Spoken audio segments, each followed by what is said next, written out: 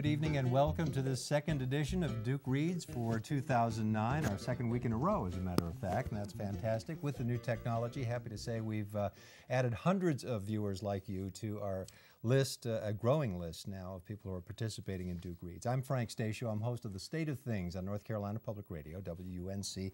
Happy to be here again and very pleased to welcome Ranjana Khanna to Duke Reads. Ranjana, very nice to meet you. It's nice to meet you too. And you've given me permission to call you Ranji from here on, so that's great.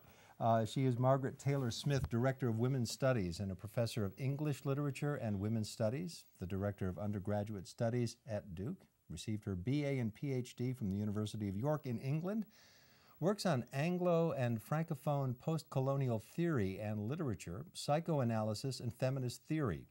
The author of a number of publications, her current book project is entitled Asylum, the Concept and the Practice. For tonight's Duke Reads, Ranji has chosen The White Tiger by Aravind Adiga, and as she states, it won the Man Booker Prize in 2008. It received a lot of attention. It's been reviewed in very different ways around the world.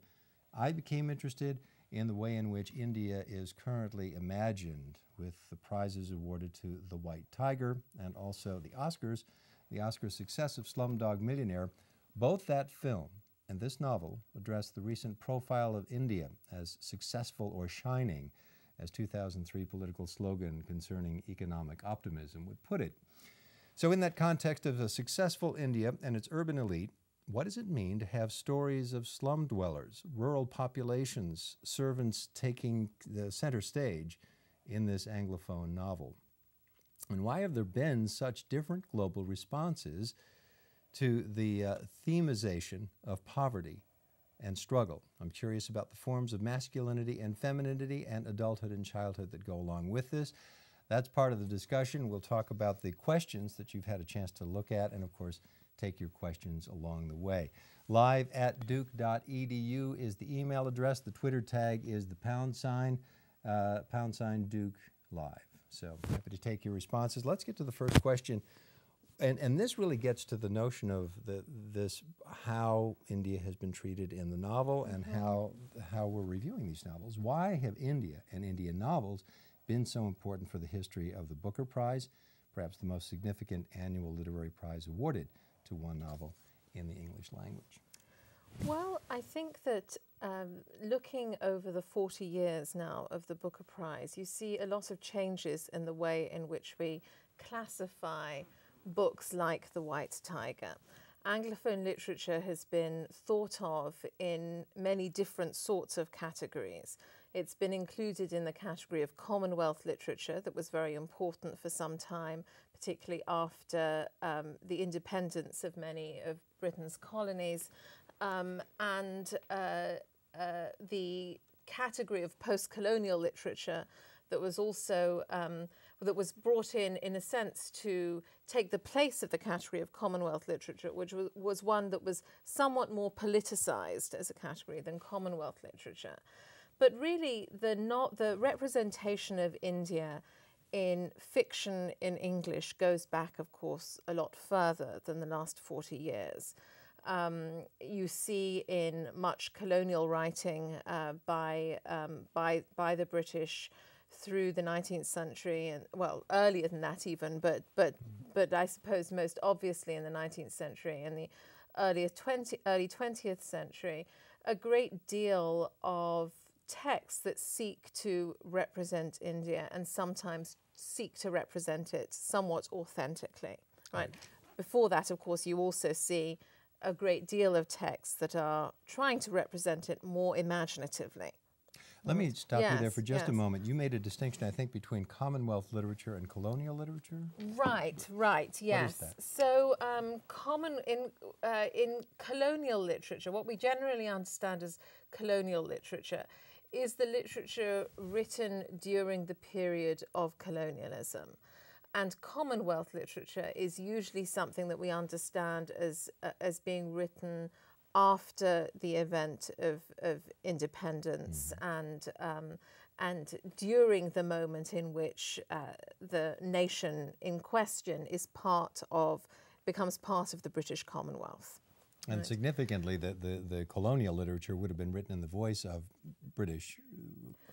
Well, not necessarily in the voice of, but yes, yes, you're right to some extent. When I say not necessarily, if you think of a novel like Forster's Passage to India, you certainly have characters there who are represented in the voice of Indians, for example.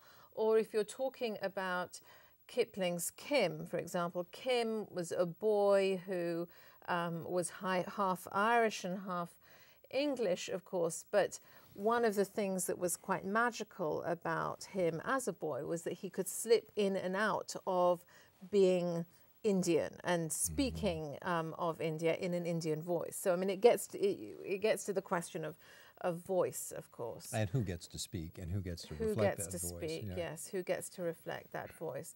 And who gets to craft what an Indian voice sounds like in the English language. That has been a point of great controversy. There were lots of debates around this topic in relation exactly to Kipling's Kim, in relation to the character of Aziz in A Passage to India. These are conversations that have gone on in the critical arena for some time now. And also there had been different kinds of classifications given to writing about India in the English language. Some people wrote of the Indo-Anglian novel, some people of the Anglo-Indian novel. And these are meant to denote different moments and different kinds of sympathies towards India in those novels. Now, what you see in the establishment of Commonwealth literature is not so much a focus on India in particular, but a focus on a group of writers who were from Commonwealth countries, who often resisted the category of Commonwealth literature, who often found it patronizing, who often sort of said, why can't we just be writers? Why Commonwealth writers? But it is very definitely interesting that if you look at the lists of winners of the Man Booker Prize, that used to be called the Booker Prize, over the last 40 years, and if you look at the shortlists over the last 40 years for the Man Booker Prize, you see an extraordinary representation of writers from Commonwealth countries and writers who are from India or from the Indian diaspora.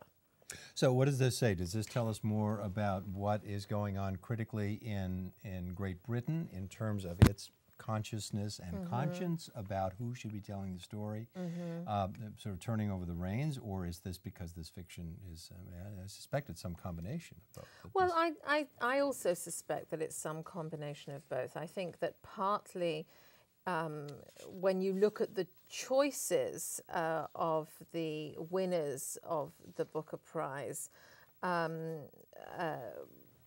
one would have to say that sometimes they have been criticized in the Indian context. Some people say that they have represented either a negative view of India or they have misrepresented India. Now, these are questions that are often not cast in a particularly literary way. They are cast in ways that that address an idea of the politics of representation, right? And so, I mean, I do think that to some extent there is a desire in Britain to have more writers win prizes that are from India, following some kind of period, I suppose, of guilt. But I think it's also the case that that the writing from the Commonwealth countries is also very good. There's a lot of production from what one still calls the Commonwealth countries, and I think it's partly to do with the British education system around literature, which in many of those sites is still quite similar to the way it was in the earlier part of the 20th century, which is just not the case in Britain itself at the moment. You know, some people would say that people are better educated in British literature in former colonies than they are in Britain. Well, I want to keep this conversation going at this level and talk about the book critically and some of the big themes, and also get at the questions that you have raised about the book itself and the action in the book. And of course, you can participate by emailing us at live@duke.edu. Twitter tag is #DukeLive. So let's go to Joanne's question. We'll start talking about a few of these, and we'll come back to some of yours. Adiga uses many references to animals in the book. And what is the significance? We've got landlords, the buffalo, the stork, the wild boar, the raven. We've got a rooster coop and a lizard who keeps sort of wending his way through this book. And of course the white tiger. And the white tiger, of course. The white tiger, yes. Well, I think that there are a number of things going on with the way in which the animals function. I think in terms of the landlords, I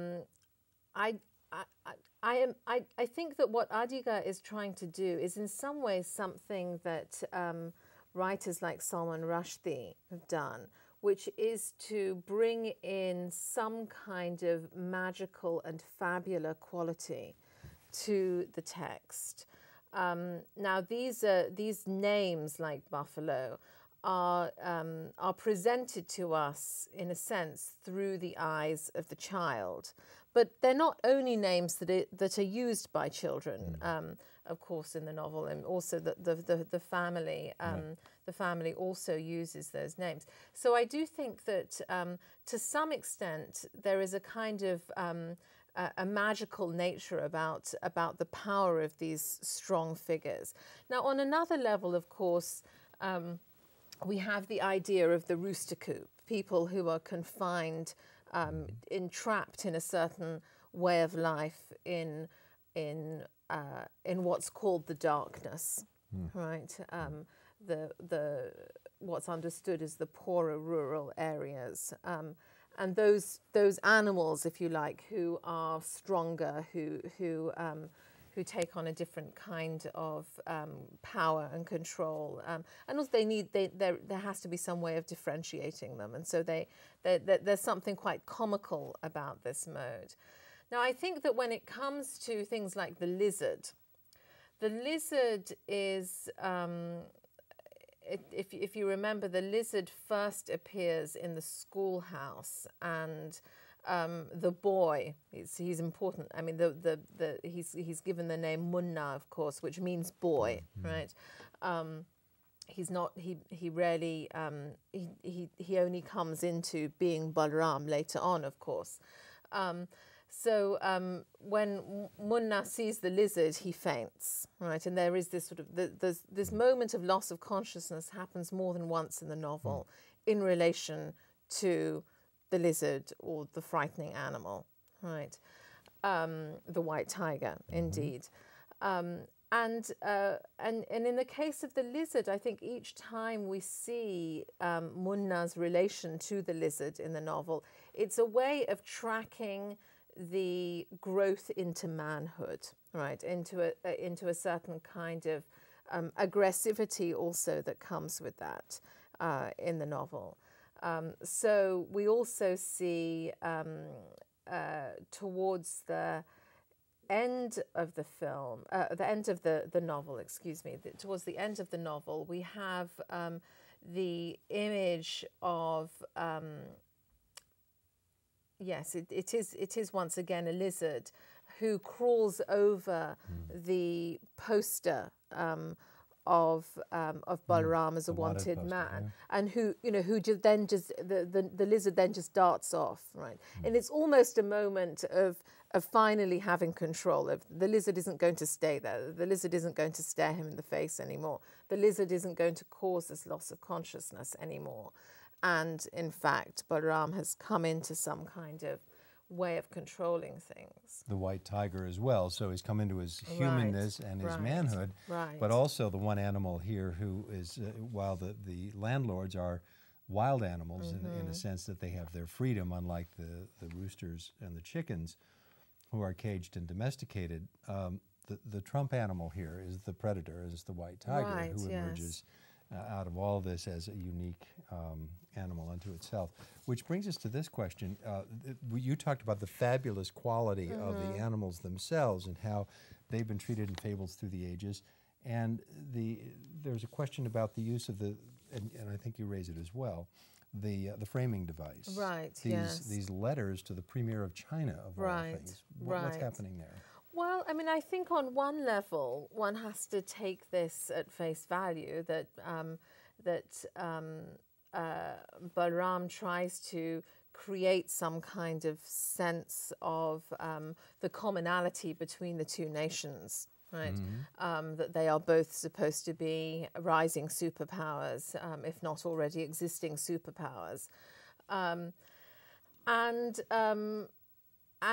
of course, it is a stereotype that the Chinese are not entrepreneurs, that the Indians do have this more gritty potential, and that what you see there is a different kind of access to an ideology of capitalism, right? Of course. One in which you have a very stringent division of the classes in a society, and one where you still do have a division of classes, but you don't have the same kind of rhetoric around it, obviously, in the Chinese context. So on one level, I think you have to sort of take it at face value that this is a letter that is written out of the entrepreneur who has the gumption to address the premier of another country. So there's that level. I also think that that for the structure of the novel, what it allows is a vision from the outside. Right? You may recall that that Balaram says when he's living in Bangalore towards the end of the novel, that what he likes about living in Bangalore is everyone's an outsider. You know, he's watching people as they drink their coffee, and he's wondering how to do it, right? He's not sure how it is you pour hot coffee into your mouth and swallow at the same time. He's not sure why some people sip and why some people pour. And he frames this in a way as an ethnographic observation, right? That he's in this different part of India now. He's in the south of India. He's in the city that has been associated with entrepreneurs, and he's situating himself as an outsider. Now, the epistolary style of the novel allows him to give information about India that is always as an outsider, even when he's writing about his own village. Right. But stay with that for a moment, because it didn't feel to me like, except when he gets into Bangalore, well, and in Delhi too. Of course, he's an outsider there from the small village. But then it felt to me like he's writing to the premier as an expert, as an indigenous, Indian entrepreneur. I know what I'm doing. I live this life. So to that extent, he's not an outsider. Right. So there is a certain grittiness about that. And yes, I mean, I agree with you to some extent. I agree with you that he presents himself as the expert, almost as the native informant, indeed. But when he's actually writing about the details of his village, or when he's writing about what it means to be an entrepreneur, it's a descriptive language that claims some knowledge, but the device allows him to descriptively represent what he wouldn't need to represent if he was just talking, if he was writing to another Indian. So it almost as though it's an anthropological study. I've gone in, I've learned these things, and here's my text. So it's a device of that sort. And as you point out, it's a nocturnal letter. I hadn't considered this until we spoke just before we went on the air, which you know makes reference to sort of that great framing device in Set of Tales, 1001 Nights. Right. Yes. Now, I mean, I think it's obviously very, very different from that. In many ways, it's not telling a series of different stories. But what it does do is it presents, it gives a device in the novel for presenting it as if it's a serial. Well, that's important. Right. I wanted to ask you about that because it isn't one letter; it is 7 letters. Right, it's 7 letters, so it's over 7 nights, right? Obviously, you know,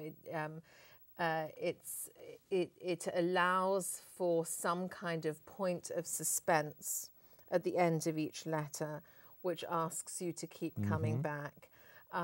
And in many ways, those moments of suspense are ways of maintaining survival, right? I mean, I think that in many ways, what is most distinctive about Balram's entrepreneurship is not the fact that he sets up a taxi business at the end, which is very successful. It's actually more that he survives all these various points in his life when he could very easily not. And of course, in 1001 Nights, the whole point of suspense is to survive until the next night, and when the story can resume. And what's interesting about this book, unlike 1001 Nights, is that there is a maturization. We see growth between stories that isn't inherent to or even necessary. In the Arabian Nights. Right. Let's move on to your question about voice, because we have a number of Joanne writes, and let's get to Joanne's question as a way of approaching this. Yeah. Adiga writes about Balram's theft, committing murder, and the consequential killings of his family members in a sarcastic flip manner, which makes his horrendous deeds seem less deplorable than they are. In reality, how can a servant in India rise in status from servant to entrepreneur without doing such reprehensible acts? Right. Well, just to go to Joanne's question first, and then maybe turn more directly to the question of voice through that point about sarcasm or irony, perhaps. It seems to me that the way in which the novel presents the possibility for moving from servant to entrepreneur is with a backdrop of corruption at every level of society, right? So it is not only the servant who wants to become the entrepreneur who will rob, will murder, will condone murder, will avoid the topic of the extreme violence that they cause simply by their lifestyle. That happens at every single level of society, right? So, of course, Mr. Ashok himself, even though he is in many ways a good liberal, right, in the points of views he expresses, is caught up entirely with the corruption of the state, the fact that those figures who even seem to claim some kind of socialist, not only socialist sympathy, but indeed socialist politics and socialist action, are indeed, you know, extremely corrupt themselves, that they can get paid off, and even though Mr. Ashok expresses distaste, disgust with this, he continues to do it. And certainly there are moments when his liberal politics are demonstrated to be rather crass, not only in those moments where he can blame the Indian system, as it were, but at other moments as well. Well, he's certainly going to let Balram take the fall for the child. Right. Yes. So yes. Yeah. So I mean, I think that at every level there's that kind of corruption. So there isn't anyone who is pure in this novel, right? And I think that is something to keep in mind. In terms of a sense of irony in the voice. I do think that that is something that you see in a number of Anglophone novels written about India or involving India in some way. I suppose in some ways one of the more well-known writers who didn't write very much actually, but who used irony a great deal, Alan Seeley, is someone who you can see that coming out with, or V.S. Naipaul, who's from Trinidad, but from the Indian diaspora. Their irony is something that is used a great deal in those novels, often, and in the more journalistic writing as well, often in order to narrate a kind of disgust with the corruption, but also as a way of normalizing it, of demonstrating that it's part of everyday life. So I think that the use of irony in this novel is actually also something that is used to plot the hardening of the character. Right. Well, I just thought about Huckleberry Finn all the way through this. I kept hearing that voice of this young boy who has internalized these backwards values that were, as you say, quite normal and to the reader appalling. Yes. What happens when you internalize them? Now, he maintains some kind of naivete or innocence. We see Balram sort of becoming the white tiger. Right, in all this. yes, yes. But that's an outcome when you take on the values of your society, however they try to put the gloss over it. You're going to end up putting the bottle through somebody's skull at some point. Right, yes. And it's certainly not the case that, you know, all servants are going around, you know, killing the people they work for. I mean, obviously, you know, although it does happen, and the newspapers are full of stories about this, and there is also urban legend around this topic. So there are certainly other ways of survival in India that aren't about killing people and that sort of thing. But within the context of this novel, there aren't any other ways, right? It's very bleak in that sense. And it's, as I said before, there's no one who is good in this novel. Not that one necessarily wants the good and the bad, and darkness and lightness are represented along those lines. One wouldn't necessarily want that, but I do think that within the context of this novel, there is no way to survive other than through hardening and through irony. Yeah, and to what extent would you say it's not a question of sort of permitting violence against the master as the only way out, but in a sense threading out the logical conclusion. If this is the foundation of your system, where does it lead? And I think that's in a lot of ways what this voice tells us when we hear, and the way it strikes our ears. Yes. Although, I mean, it hasn't led there. I mean, what we haven't seen right now anyway is total revolt or revolution. Although that's the rooster cage effect. It's interesting. Remember, if you want to join our conversation, we're happy to read your emails or your Twitters. The Twitter tag is #DukeLive, and we're live at duke.edu for the email. And let's take another email right now. Chip in Cincinnati says, I'm interested in the overall theme of the book, through the main character, what does Adiga say about Western society? I guess we're right here now, and contemporary Indian society. Do we know how he feels about all of that? Well, I mean, I think that it's less clear what he thinks about Western society. I do think that what you see in the novel is an indictment of a certain form of capitalism, right, that pushes some aside and allows others to live very, very well. I do think that that's definitely there in the novel.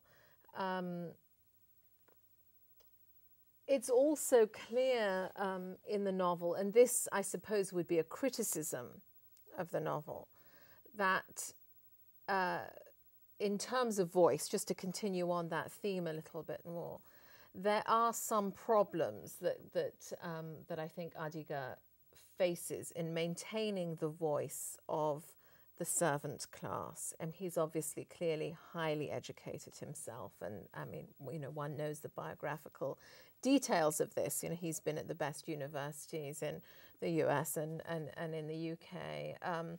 And of course, he writes for Time magazine as well. And I do think that that there are moments where you see that he can't actually maintain the voice of the underclass. I mean, do you have an example? Yes. Let me just go to the moment where he is talking about the white tiger, and he talks about the excuse me a second, I thought I had a page number for this written down. He talks about the interstices, right? He talks about the interstices of the life of the white tiger, and I remember reading that and I thought, interstices? I mean, that's you know, that's is that really the words that you want to use here? There are various moments like that where words appear that don't seem consistent with the voice that has been maintained through the rest of the novel, which is very heavily accented as well in the way that it's written in the English language, right? So you mean that it does or does not reflect the region that Balram might have been well, from? I mean, I think, you know, to some extent it does, but I don't think it's exactly right. I don't think it. And I think that has historically been something that has been very difficult to do and very controversial, because, you know, you don't want to produce a novel where you sound more like Peter Sellers imitating an Indian accent than an Indian accent in that region of India. So I think that you know, it's difficult to know within the context of this novel what he thinks about the West. Now, if you're talking about it in terms of Adiga himself, I do think. I mean, I was looking at a piece that he wrote in Time magazine recently, and he was talking about the levels of inflation in India. This was actually now from 2008, so it's not that recent, now from 2008. And he was talking about, you know, the very high levels of inflation there. And he said what you see what you see as the development of India is not the extraordinary kind of successes and deprivations that you sometimes see in the US. Obviously, we know that there's poverty here as well. But actually something more like you see in some Latin American countries, with, you know, extraordinarily large slums, with massive parts of the population who live in poverty and who suffer the consequences of some corruption, and also some very good living, without a socialist agenda that helps people out of poverty, which is perhaps what old India was, you know, and what old India had. Kathy Rudy wants to know, she said, I understand that this is a literary broadcast, but wonder if we could return to the question of the animals in a less metaphorical way. Could it be that Adiga is also trying to say that we as humans are animals as well? Well, I mean, I think that that's a good point, but I have to say, I don't think that that really Adiga is that interested in the animality of animals. So if he is saying that humans are animals as well, that that we that like animals that hunt. We hunt each other, and that sort of thing. I don't think he's actually that interested in what kinds of animals we may be or what kinds of lives animals have. I think that that would actually be very interesting. I mean, I think it would be wonderful if it was actually a real exploration of not only the forms of dehumanization that take place in desperate conditions, but also what it potentially could mean for humans to become more like, or to become the animals they are, if you like, and to explore them in that way. And if that's true, I mean, I do think that the transformative elements of this book point to an interest in what we can, the potential, what we could become. When you look at the rooster cage, it's I mean, you're sorry for it. You want that to change. And the white tiger is unique and it's transformed, and certainly Balram is transformed from boy to man.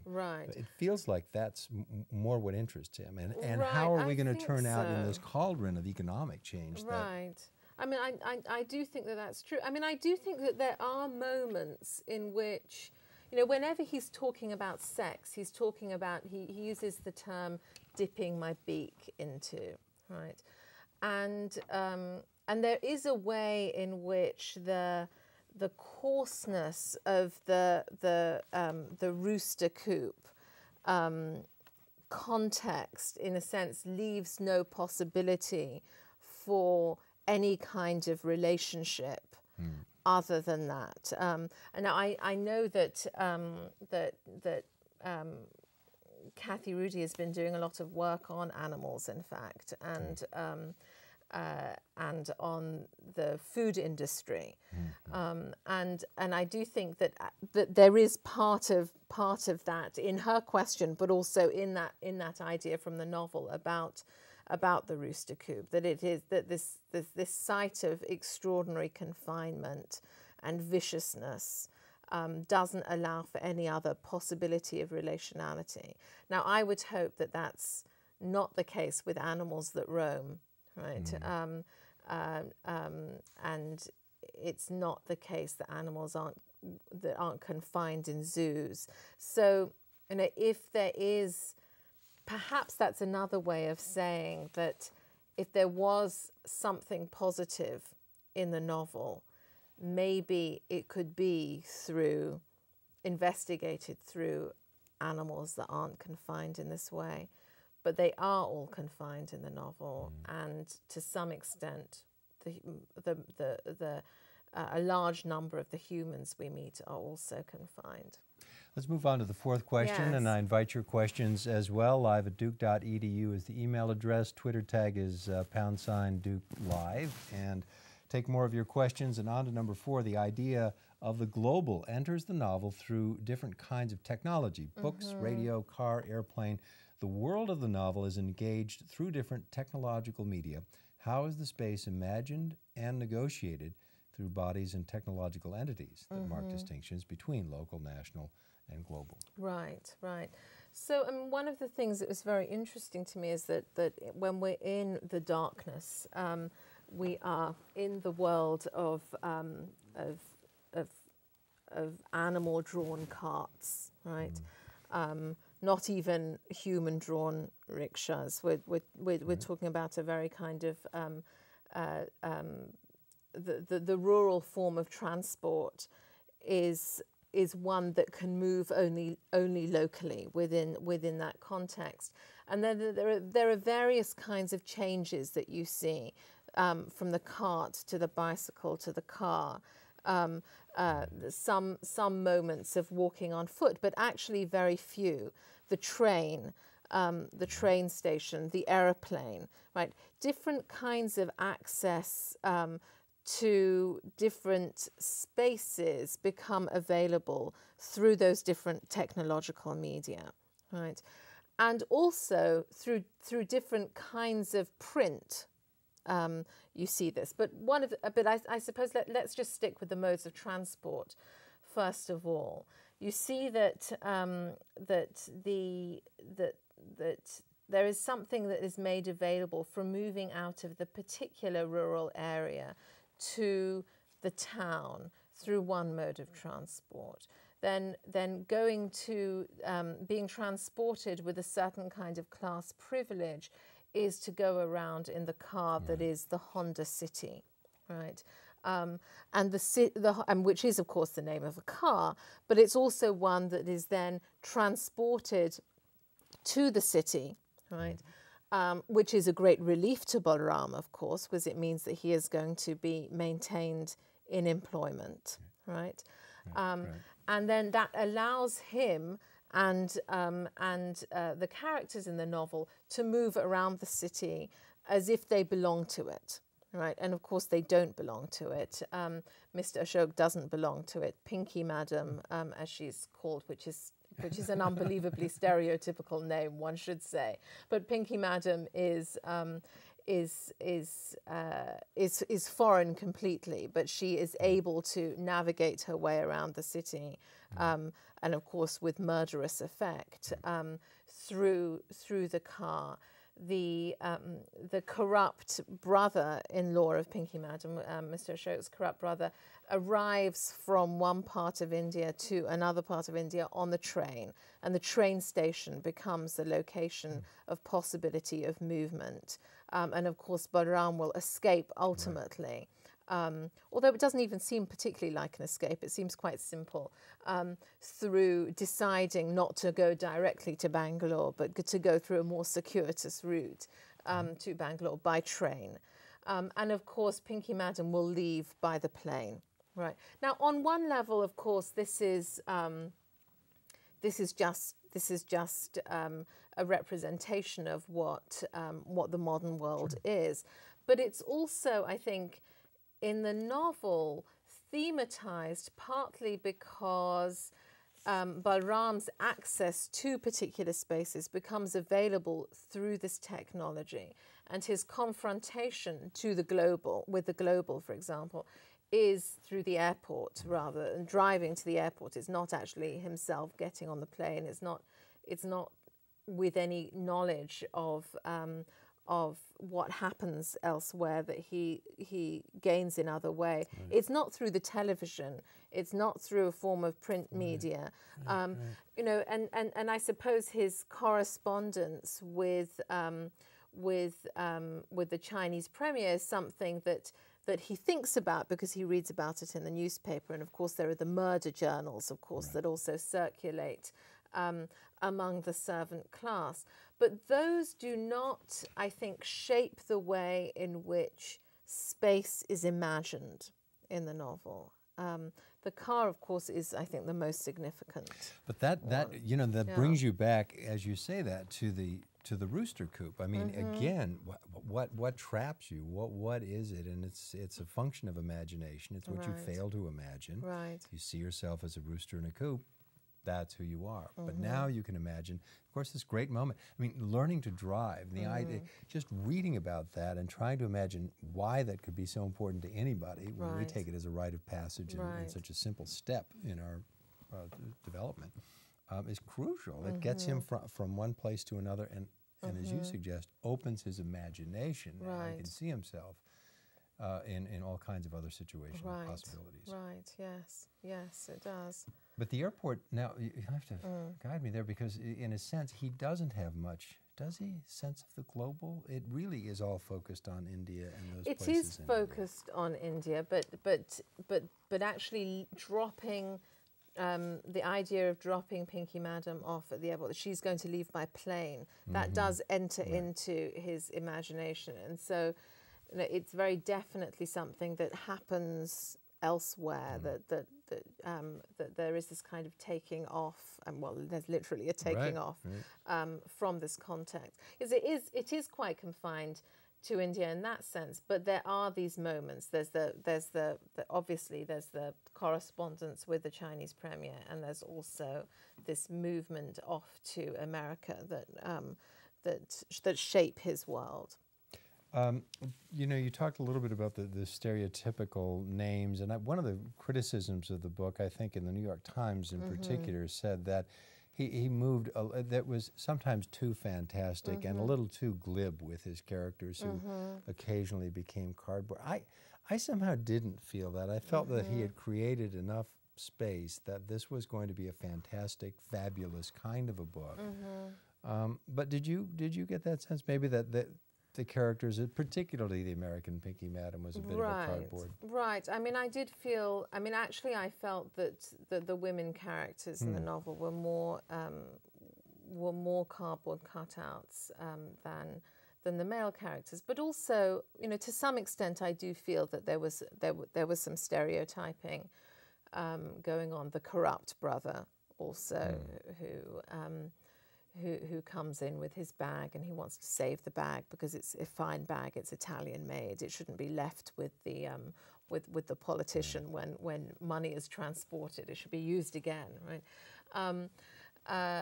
But Pinky Madam, I mean, the name is just horrendous, of course. But and you know, it's a name that that is used. It's a name that conjures up a certain region of India, a certain kind of indulgence of wealthy people, and also a crudity, right? So you know, it's also a kind of name that would be used in a film from perhaps the 1970s about a crude vampy woman as well. And you know, to some extent she is a crude vampy woman, and that's, you know, that is the desire of the novel, is to produce someone who's a crude vampy woman. And of course Mr. Ashok is clearly interested in certain kinds of women and not others. But I also felt that the grandmother figure was also a stereotype. Balram's grandmother is always asking for money. He's desperate to get. She's desperate to get her grandson married off. The whole way in which the familial is presented in the novel is as a way of describing a form of the familial extraction of funds. Right? Yeah, he's not. While he's not at all kind to modernization and the sort of things that are going on, he certainly doesn't glorify the traditional structures. Right, right, not at all. And I'm not saying that he should in any way. I mean, that's you know, they hold their own problems, and it's his prerogative as a writer, of course, to present everything negatively if he wishes to. But I do think that the crafting of the family was rather superficial.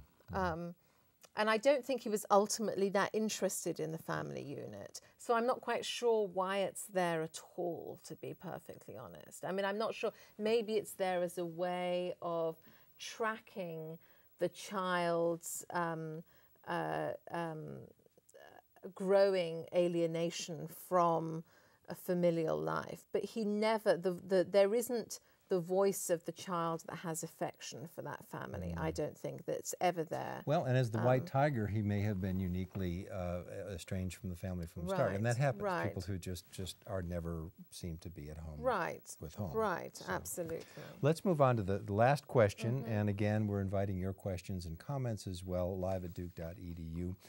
How is the role of the everyday, common sense, charismatic philosopher gendered in this novel? Well, I mean, I do think that the novel, the interest in the novel, rests on whether you find this character charismatic or not, right?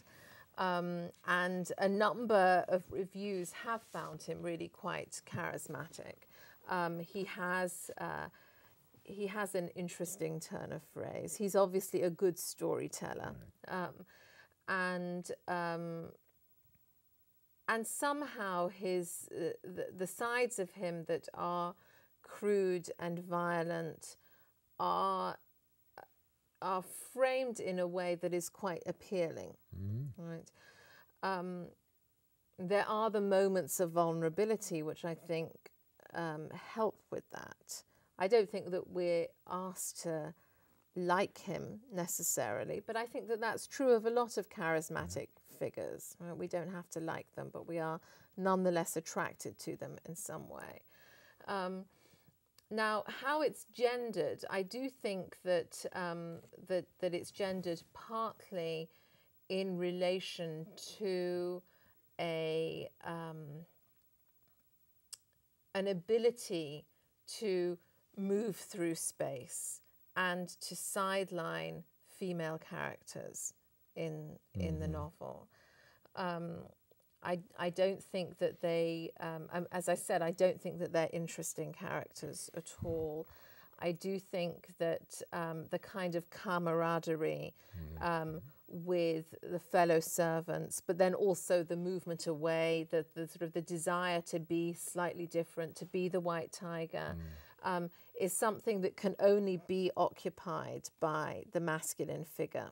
I don't think it would be possible to write a version of this novel in the Indian context with a woman. I mean, obviously there are many novels that have women protagonists, and there are, you know, certainly, of course, we know historically extraordinarily strong women characters who have run nations in most South Asian countries, but within the context of this novel, the charisma is partly there because there can be some banter, there can be the desire to move away, there can be the moments in which one can be sycophantic but then ironic at the same time. There's a way in which the charisma of this character basically pushes away the moments of vulnerability, right? So even though he is potentially at risk of being imprisoned for a killing that he was not guilty of, right? He is able to, the character is able to survive that because it's put in the context of no one really bothering about that life anyway, right? And so I think that there aren't. I think that there are moments in which that a kind of a sense of masculine charisma is one that can push away the moments of vulnerability to make them interesting enough to arouse our sympathy, but also not moments where that charisma is threatened. But you can imagine that in very different ways and with a very different kind of charm or charisma, a kind of feminine strategy or female strategy for coping with subservience, humiliation, and yet, you know, sort of cleverly working your way around the problem. And it's a very different strategy, very different expectations, but it seems to me it could have made a fascinating set of characters. Well, I do think that you know, that would be possible, but it would be a very different kind of novel. And yes, you know, the storyteller gets to do what they want to do, and in a lot of ways, if you're trying to get to a certain point, yeah, you use stereotype. Yeah, we're going to use sort of a common fund of knowledge here, so I'm going to just sort of make a few quick points and evoke a couple of images and move on. Right. You know? Yes. Yeah. I did think that this was a charming character and someone who I could not necessarily identify with, but I did like the guy, but then I admire Heathcliff. You know, I mean, there's right. I mean, there's you admire Heathcliff, and remember, Huck Finn, for all of his charm and charisma, begins the novel murdering his father. Let's not forget. And so, you know, we don't necessarily need to condone the behavior without and still find some attraction to the character. Right.